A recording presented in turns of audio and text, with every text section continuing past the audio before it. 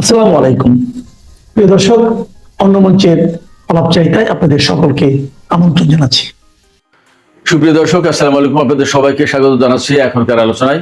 আপনাদের সঙ্গে আছি আমি সিরাজুল ইসলাম। দর্শক, ইরানের সর্বোচ্চ জাতীয় নিরাপত্তা পরিষদের প্রধান মহসিন রেজাই সুস্পষ্ট করে বলেছেন, ভবিষ্যৎ মধ্যপ্রাচ্যে আমেরিকার কোনো জায়গা নেই, অর্থাৎ আমেরিকাকে মধ্যপ্রাচ্য ছেড়ে চলে যেতেই হবে। এই কথা কার কাছে বলেছেন? এই কথা বলেছেন ইরাকের সুপ্রিম জুডিশিয়াল কাউন্সিলের প্রধান, তার সাথে বৈঠকে। এদিকে আমেরিকা গতকাল যে প্রলয়ঙ্কারী নিষেধাজ্ঞা আরোপ করেছে ইরানের বিরুদ্ধে, সেই নিষেধাজ্ঞা কার্যকর হবে কি হবে না তা মূলত ডিপেন্ড করছে চীনের উপরে। চীন যদি এই নিষেধাজ্ঞা মেনে চলে তাহলে এই নিষেধাজ্ঞা কার্যকর হবে, আর যদি চীন নিষেধাজ্ঞা না মানে তাহলে নিষেধাজ্ঞা কার্যকর হবে না। কারণ ইরানের তেলের শতকরা 90% প্রায় শুধু একা চীন কিনে নেয়।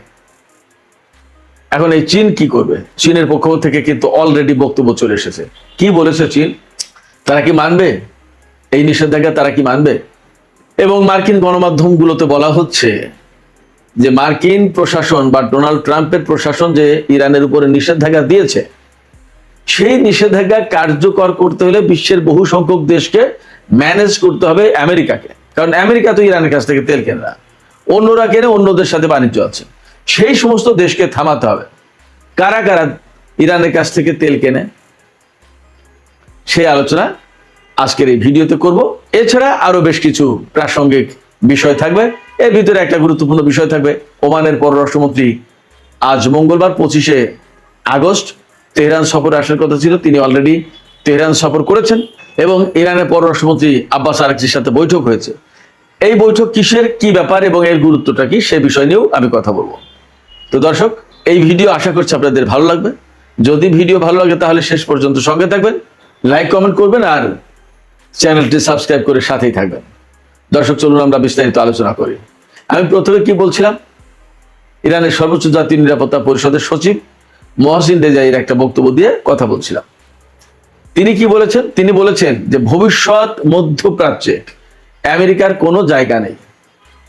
ভবিষ্যৎ মধ্যপ্রাচ্য বলতে এই যে আমেরিকা এবং ইসরায়েলের সাথে আমেরিকা যে যুদ্ধ চললো বা এখনো চলমান, এই যুদ্ধের পরে যে নতুন মধ্যপ্রাচ্য থাকবে, যে নতুন মধ্যপ্রাচ্য গড়ে উঠবে, সেই নতুন মধ্যপ্রাচ্যে আমেরিকার কোনো জায়গা নেই। ইরান বহু আগে থেকেই বলতো যে ভবিষ্যতে মধ্যপ্রাচ্যে আমেরিকার কোনো জায়গা থাকবে না।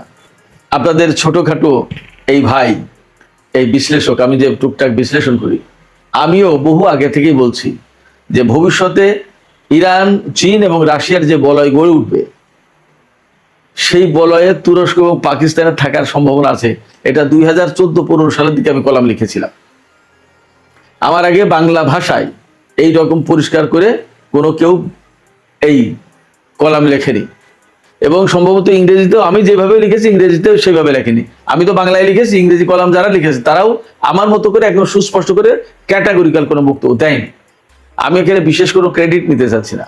আমি যেটা বলতে চাইছি সেটা হচ্ছে এই যে এই ফোরকাস্টগুলো আসলে করা যাচ্ছিল অনেকগুলো কারণে। ভেতরে ভেতরে ইরান শক্তিশালী হয়ে উঠছিল, প্রযুক্তিগত দিক দিয়ে অনেক আধুনিক হচ্ছিল, প্লাস মধ্যপ্রাচ্যে তার যে সহযোগী ফোর্সগুলো গড়ে উঠছিল, এগুলোও গুরুত্বপূর্ণ ছিল। এর পাশাপাশি রাশিয়া এবং চীনের ভেতরে একটা তাড়না ছিল যে এককেন্দ্রিক যে বিশ্ব ব্যবস্থা গড়ে তুলেছে আমেরিকা, এই বিশ্ব ব্যবস্থার বিপরীতে নতুন ধরনের যদি বিশ্ব ব্যবস্থা গড়ে না তোলা যায় তাহলে তারাও আমেরিকার প্রভাবে হারিয়ে যাবে, তারাও ভালো কিছু করতে পারবে না। আর ইরান তো সেই বিপ্লবের পর থেকে মার্কিন বিরোধী বা সাম্রাজ্যবাদ বিরোধী ভূমিকা নিয়ে তো এগিয়ে যাচ্ছিলই। ফলে এই তিনটি দেশের চিন্তা চেতনা অনেকটা মিলে গেল। বিশেষ করে 2010-এর পর থেকে ধীরে ধীরে যে সমস্ত পরিবর্তনগুলো ঘটছিল মধ্যপ্রাচ্য কেন্দ্রিক, ইরান কেন্দ্রিক, পরমাণু কর্মসূচি কেন্দ্রিক, সেই সব জায়গা থেকে মোটামুটি ধারণা করা যাচ্ছিল যে আস্তে আস্তে চীন, রাশিয়া এবং ইরানের মধ্যে সম্পর্ক বাড়ছে এবং এই সম্পর্ক এক পর্যায়ে গিয়ে কৌশলগত সম্পর্কে পরিণত হবে। এক পর্যায়ে এই সম্পর্ক অত্যন্ত ঘনিষ্ঠ মিত্র দেশ হিসেবে এই তিন দেশকে একটা বলয়ে আনবে এবং তখন মধ্যপ্রাচ্যে আমেরিকার জন্য থাকা কঠিন হবে, আমেরিকার পা রাখার জায়গা থাকবে না। আমি ঠিক এই ল্যাঙ্গুয়েজে বলেছি কলামগুলোতে। যে ভবিষ্যতে ইরান, রাশিয়া এবং চীন যদি এক বলয়ে আসতে পারে, তে আমেরিকার পা রাখার জায়গা থাকবে না মধ্যপ্রাচ্যে, এবং সেই বলয়ে থাকবে আরো কারা। আমি তাও বলে দিই, তখন বলেছিলাম যে কাতার থাকতে পারে, সিরিয়া থাকতে পারে, তুরস্ক তো থাকবে এবং ইরাক থাকবে। সিরিয়া তুরস্কের কারণে হয়তো থাকবে যদি যে শেপ পাচ্ছে, কিন্তু আমার বক্তব্য ছিল বাশার আল আসাদের সিরিয়া। যাই হোক, সেখানে রাজনৈতিক পরিবর্তনের পরে এখন অনেক কিছু ঘটে গেছে, বাট দেখা যাক তুরস্ক, ইসরায়েল, সিরিয়া কেন্দ্রিক যে সমস্ত ঘটনাগুলো এখন ঘটছে, এই সমস্ত ঘটনাকে কেন্দ্র করে আসলে সেখানকার পরিস্থিতি কোন দিকে যায় আমরা অপেক্ষা করি। এই যে মধ্যপ্রাচ্যের যে ভবিষ্যৎ গড়ে উঠতে যাচ্ছে আমেরিকার সাথে যুদ্ধের শেষে, আজ না হোক কাল না হোক পরশু তো যুদ্ধ শেষ হবেই। যুদ্ধ শেষ হওয়ার পর এখানে আমেরিকার আগের যে মাতব্বরের যে প্রভাব প্রতিপত্তি ছিল, এগুলো থাকবে না। এবং আমি আবারও বলি থাকবে না, এই কারণেই বলতে পারছি যে ইরান তার প্রভাব প্রতিপত্তি সামরিক সক্ষমতা নিয়ে তো বসে আছেই, পাশাপাশি আমেরিকার এই সামরিক শক্তির উপর যে মধ্যপ্রাচ্যের দেশগুলো নির্ভর করছে না, তার বড় প্রমাণ আমি আবারও বলি মক্কা চুক্তি। মক্কা চুক্তির মানেই হচ্ছে যে আমেরিকা তোমার আর দরকার নেই, তোমার নিরাপত্তা ব্যবস্থা আমাদেরকে সেভ করতে পারেনি, প্লিজ গো, তুমি এখান থেকে যাও, আমরা আমাদের মতো করে দেখি।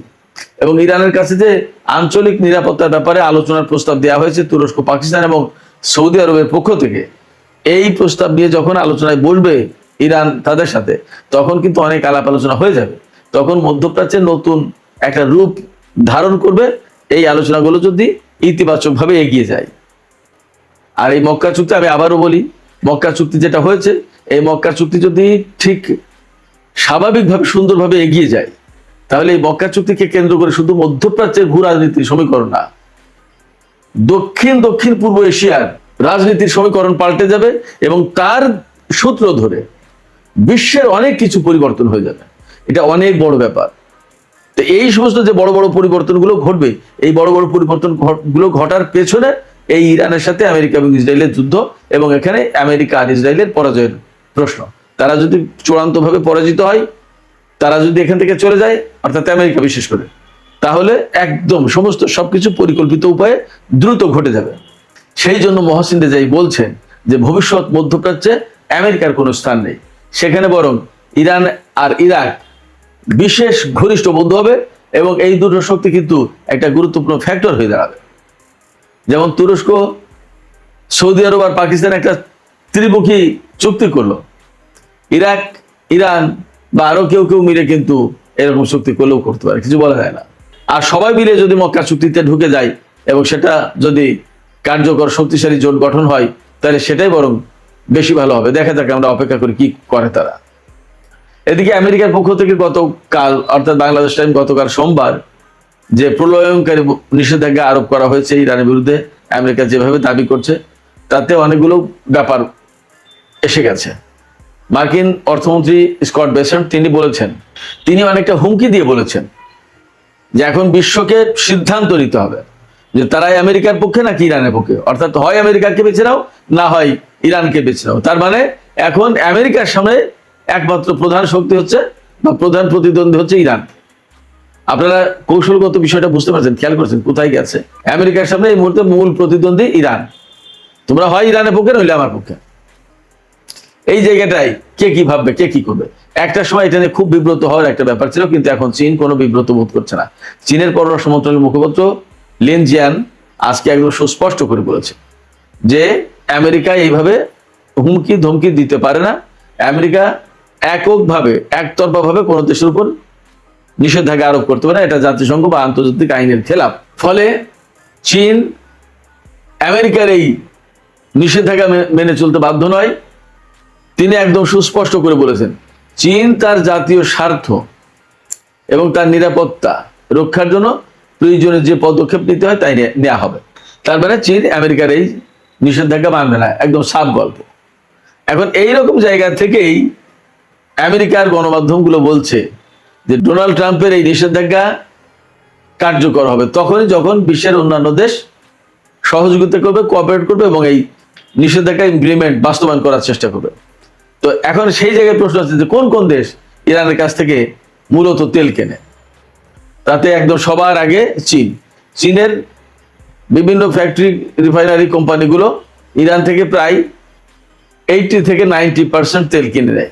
ইরানের কাছ থেকে এই তেল কিনে নেওয়ার ফলে যা হচ্ছে, ইরানের ম্যাক্সিমাম তেল তো বিক্রি হয়ে গেল। আরো তেল কিনে ইরানের কাছ থেকে ভারত যদিও 2019 সাল থেকে তেল কেনা বন্ধ করেছিল, কিন্তু এই 2026 সালে তারা ঠিকই ইরানের কাছ থেকে তেল কিনেছে। এরপরে শ্যাডো ফ্লিটের মাধ্যমে ইরান বিশেষ করে বিভিন্ন সময় তেল বিক্রি করে থাকে, এবং এই শ্যাডো ফ্লিট থেকেও বিভিন্ন দেশ তেল কিনে থাকে। তার ভিতরে চীন প্রধানত তেল কিনে থাকে। চীনের শ্যানডং বন্দরের কাছে ওখানে জাহাজ ভিড়ায় শ্যাডো ফ্লিট, অর্থাৎ তাতে নাম পরিচয় থাকে না এই জাহাজ, এবং ওখান থেকে সরাসরি ডলার হয়তো হাতে হাতেই পেয়ে যায়, যার কারণে ইরানের এই ডলার পেতে ঝামেলা হয় না। যতদূর জানি বা বুঝি যে বিশ্বের বিভিন্ন দেশ, ওই এলাকার বেশ কয়েকটা দেশ ইরানের কাছ থেকে তেল কেনে, আর যদি নাও কেনে শুধু একা চীন কেনে সেটাই যথেষ্ট। ফলে ইরানের উপর যে নিষেধাজ্ঞা দিয়েছে এই নিষেধাজ্ঞা দিয়ে কোনোভাবে ঠেকানো যাবে না। সুপ্রিয় দর্শক, আমি আজকের আলোচনার শেষের দিকে ওমানের পররাষ্ট্রমন্ত্রী বদর আল বুসাইদির তেহরান সফর সম্পর্কে একটু কথা বলি। বদর আল বুসাইদি আগেই ঘোষণা দিয়েছিলেন এবং আজকে তিনি ইরান সফর করেছেন। এরই মধ্যে ইরানের পররাষ্ট্রমন্ত্রী আব্বাস আরাকচির সাথে তিনি বৈঠক করেছেন। এই বৈঠকে কি নিয়ে আলাপ হয়েছে একদম পরিষ্কার পয়েন্ট টু পয়েন্ট না জানা গেলেও মূল আলোচনার বিষয়বস্তু ছিল হরমুজ প্রণালী। হরমুজ প্রণালী নিয়ে কি আলোচনা? হরমুজ প্রণালী নিয়ে আলোচনা এই সময় মূলত দুই রকমের। একরকম হচ্ছে যে হরমুজ প্রণালী ব্লকেট দিয়ে রেখেছে আমেরিকা, ইরানের কোনো জাহাজ ঢুকতেও পারবে না, বেরো হতে পারবে না। তাহলে ইরান এই নিষেধাজ্ঞা মানবে কিনা, এটা একটা প্রশ্ন। আর এই ব্লকেটের বিরুদ্ধে ইরান কি করবে সেটা একটা প্রশ্ন। আর একটা গুরুত্বপূর্ণ প্রশ্ন হচ্ছে যে হরমুজ প্রণালীতে ঢোকার এবং বের হওয়ার কয়েকটা রুট আছে, ইরানের কোল দিয়ে, মাঝখান দিয়ে এবং ওমান উপকূল দিয়ে। কারণ ওমান উপকূল দিয়ে যদি আমেরিকা ইসরায়েলের জাহাজ চলাচল করে আর ওমান যদি সেটা ঠেকাতে না পারে, তাহলে তো ইরান এবং ওমান মিলিয়ে বহুদিন ধরে যে পরিকল্পনা করছে সেই পরিকল্পনা বাস্তবায়ন করা সম্ভব না। তাহলে কি করা? সেই জায়গায় ইরানকে বৃহত্তর ভূমিকা পালন করতে দেবে কিনা ওমান, সেটা হয়তো আলাপ আলোচনায় আসতে পারে। এছাড়া হরমুজ প্রণালীতে আরো কিছু ব্যাপার আছে, যেমন হরমুজ প্রণালী দিয়ে যে সমস্ত জাহাজ চলাচল করবে তাদের কাছ থেকে টোল বা ফি আদায় করতে হবে, এটা ইরানের পরিকল্পনা। তাহলে সেই টোল বা ফি আদায় করা ওমানের একটা সমর্থন, ওমানের যুক্ত থাকার প্রশ্ন আছে। তারা কিভাবে থাকবে, কিভাবে সহযোগিতা করবে, এটা একটা ব্যাপার। আবার আরেকটা ব্যাপার আছে যে এই যে টোল আদায় হবে সেই টোল ইরান কত পার্সেন্ট দেবে, ওমান কত পার্সেন্ট দেবে, এর অনেক কিছু ব্যাপার কিন্তু আছে। এই সমস্ত নানা বিষয়ে নিশ্চয়ই ওমানের পররাষ্ট্রমন্ত্রীর সাথে ইরানের পররাষ্ট্রমন্ত্রীর আলাপ হয়েছে, এবং এরই মধ্যে যেহেতু ইরান এবং ওমানের ভেতরে হরমুজ প্রণালী কেন্দ্রিক চুক্তি চূড়ান্ত হয়েছে বলে জানা যাচ্ছে, তাহলে সেই চুক্তি কবে থেকে বাস্তবায়ন করা হবে, এবং আমেরিকা যে ব্লকের সৃষ্টি করে রেখেছে এই জায়গায় যদি আমেরিকার বিরুদ্ধে যদি এই সময় ইরানকে যুদ্ধ করতে হয় তাহলে ওমানের ভূমিকা কি হবে, অনেক কিছু ব্যাপার আছে। এই সমস্ত বিষয় নিয়ে আলাপ আলোচনা করে একটা পর্যায়ে যাওয়ার চেষ্টা করছে দুই দেশ, এটা আমরা মোটামুটি বুঝতে পারছি। এখন এই দুই দেশের আলাপ আলোচনা কতটুকু সফল হলো এবং তারা কি ধরনের অবস্থান নিচ্ছে তার উপরে কিন্তু হরমুজ প্রণালীর অনেক কিছু নির্ভর করছে।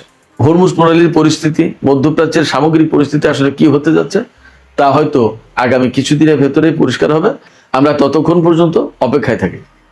সুপ্রিয় দর্শক, এখনকার আলোচনা এখানে শেষ করছি। আলোচনা শেষ করার আগে আপনাদের কাছে জানতে চাই, চীন ঘোষণা দিয়েছে সুস্পষ্টভাবে যে তারাই আমেরিকার নিষেধাজ্ঞা মানবে না। তারা কি তাদের এই অবস্থানে টিকে থাকতে পারবে, নাকি মার্কিন চাপের কাছে তারা একসময় নতি স্বীকার করবে?